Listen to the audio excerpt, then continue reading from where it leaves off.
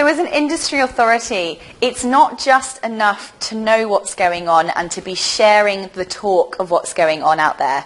You also have to have an opinion, and you also have to have the answers to people's questions about that particular topic.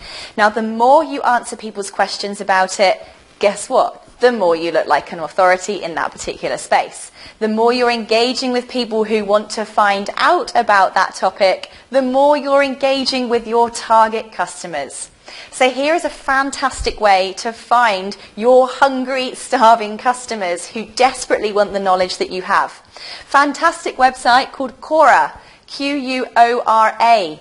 Now this, again, it's free. Log in and type in the keywords that are specific to your particular industry or niche or sector, and it will bring up a bunch of questions that the world is asking about that topic. And guess what? You can answer those questions live on this platform. You can pop your answer in there, put your opinion in there, and that's when your audience start engaging with you, saying, wow, thank you. How can I find out more about you? Do you help do anything else in this particular topic? It's fantastic. And of course, you can post questions yourself. It's great for market research. You can post a question about your particular topic, your particular niche, and get other people's opinions, get other people's advice or thoughts about that particular topic too. So get yourself on Quora.